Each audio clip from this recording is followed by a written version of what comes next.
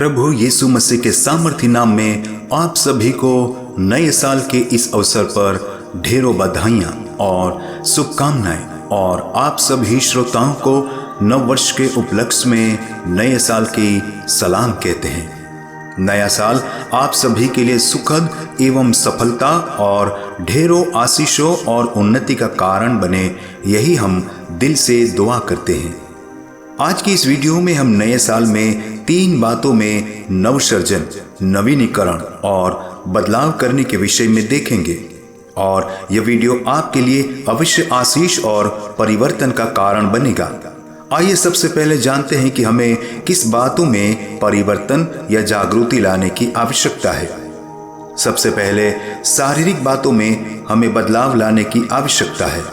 कुलुस्सियों अध्याय 3 और उसके 5, 6 और 10वें वचन को देखते हैं। इसलिए अपने उन अंगों को मार डालो जो पृथ्वी पर हैं, अर्थात व्यभिचार, अशुद्धता, दुष्कामना, बुरी लालसा और लोभ को, जो मूर्ति पूजा के बराबर है।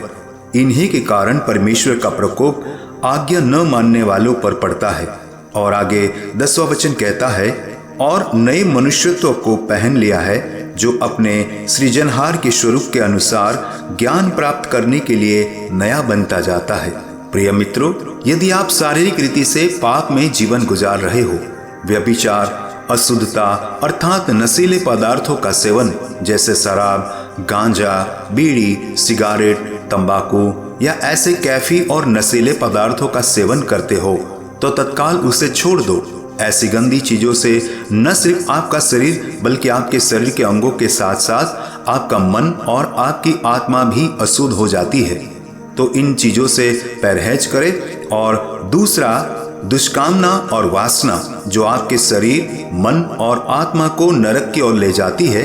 और तीसरा, मूर्ति पूजा जो हमें सत्य और जीवित परमेश्वर से दूर ले जाती है और शैतान की उपासना के घोर पाप में डुबो देती है।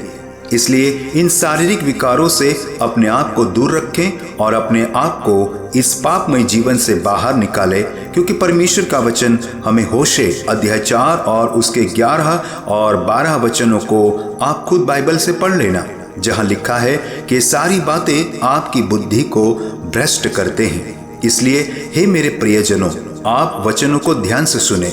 पहला कुरिन्थियों को पत्री उसका 6वां अध्याय उसका 20वां वचन हमें कहता है, क्योंकि दाम देकर मोल लिए गए हो, इसलिए अपनी देह के द्वारा परमेश्वर की महिमा करो।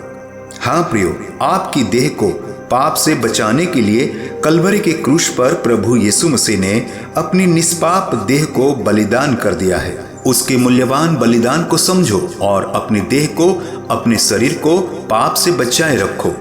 अपनी देह या शरीर के द्वारा तुम कैसे प्रभु की महिमा कर सकते हो, यह हमें बाइबल सिखाती है।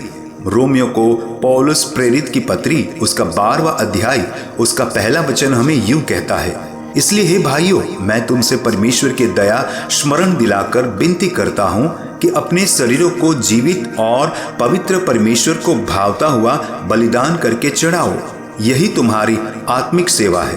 प्रियो, अपने शरीर को पवित्र बनाए रखो, क्योंकि इसी से आपका आत्मिक जीवन का आरंभ है।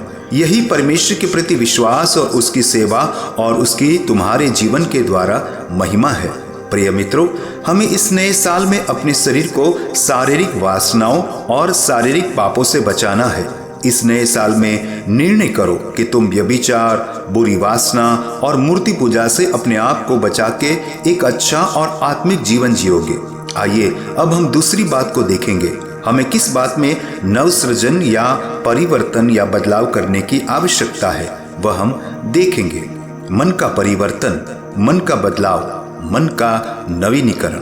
इफिसियों को पौलुस की पत्री उसका अध्याय 4 और वचन 22 से 24, तुम पिछले चाल चलन के पुराने मनुष्यत्व को, जो भरमाने वाली अभिलाषाओं के अनुसार भ्रष्ट होता जाता है, उतार डालो और अपने मन के आत्मिक स्वभाव में नए बनते जाओ और नए मनुष्यत्व को पहन लो, जो परमेश्वर के अनुरूप सत्य की धार्मिकता और पवित्रता में सृजा गया है। हाँ प्रिय मित्रों, इस संसार में हमें भरमाने वाली अभिलाषाओं से सावधान होना है, क्योंकि वह हमारी बुद्धि, समझ और आत्मा को भ्रष्ट करते हैं। उन बातों को हमारे मन से उतार फेंकना है और हमारे मन को सत्य और धार्मिकता के आवरण से सुरक्षित कर लेना है। कुलुस्सियों को पौलुस की पत्री उसका 3 अध्याय और उसका 9 और 10 वचन हमें क्या कहता है? क्योंकि तुमने पुराने मनुष्यत्व को उसके कामों समेत उतार डाला है और नए मनुष्यत्व को पहन लिया है, जो अपने सृजनहार के स्वरूप के अनुसार ज्ञान प्राप्त करने के लिए नया बनता जाता है।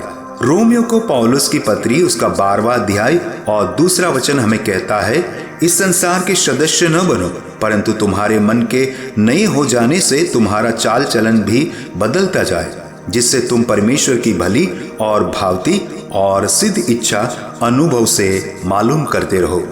हाँ प्रियो, अपने मन का बदलाव करना बड़ा ही आवश्यक है। प्रभु यीशु मसीह धर्म नहीं बल्कि मन परिवर्तन चाहते हैं, क्योंकि प्रभु यीशु मसीह हमें खुद कहते हैं, जो हमें मत्ती रचित सुसमाचार उसका 5वां अध्याय उसका 3 और 8वां वचन यूं कहता है, धन्य है वे जो मन के दीन है, क्योंकि स्वर्ग का राज्य उन्हीं का है। 8वां वचन कहता है, धन्य है वे जिनके तन शुद्ध है, क्योंकि वे परमेश्वर को देखेंगे। हाँ मेरे प्रियो, आप मन से शुद्ध हो जाओ। अब तक हमने देखा कि शारीरिक लालसाओं से, व्यभिचार से और मूर्ति पूजा से हम दूर रहें और अपने मन का बदलाव करें और मन से शुद्ध जीवन जिए। अब तीसरी और अंतिम और महत्वपूर्ण बात सीखते हैं, और वह है आत्मा का नवीनीकरण, आत्मा में जागृति और बदलाव। रोमियो को पौलुस की पत्री उसका 8वां अध्याय और वचन 5 और 6, क्योंकि शारीरिक व्यक्ति शरीर की बातों पर मन लगाते हैं, परंतु आध्यात्मिक आत्मा की बातों पर मन लगाते हैं। शरीर पर मन लगाना तो मृत्यु है, परंतु आत्मा पर मन लगाना जीवन और शांति है। प्रियो, यदि आप इस जीवन में शांति और भलाई चाहते हैं, तो अपनी आत्मा, सोच और विचारों को, अपनी आत्मा को परमेश्वर के वचनों में, प्रार्थना में लगाओ। अपनी आत्मा को पाप से बचाओ, क्योंकि उसी से पृथ्वी पर का जीवन तो आशीषमय होगा ही होगा, परंतु आप परमेश्वर के स्वर्ग राज्य के भागीदार भी बन सकेंगे।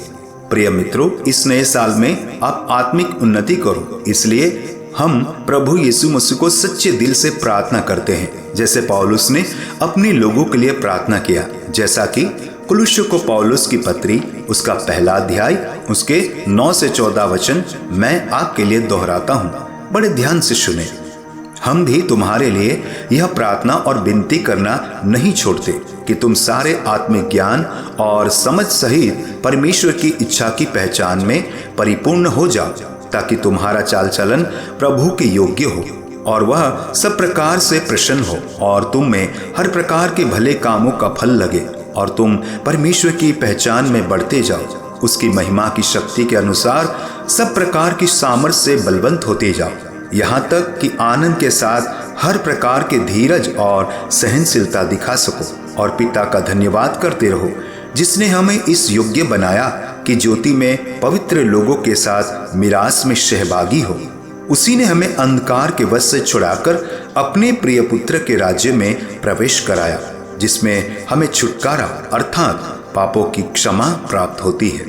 प्रिय मित्रों, आइए हम शरीर, मन और आत्मा इन 3 विषयों में अपने आप को पवित्र बनाएं और परमेश्वर को पसंद और भावता जीवन जिए, और हम निर्णय करें कि प्रभु हमें अच्छे और सच्चे जीवन में आगे बढ़ने के लिए कृपा और शक्ति प्रदान करे।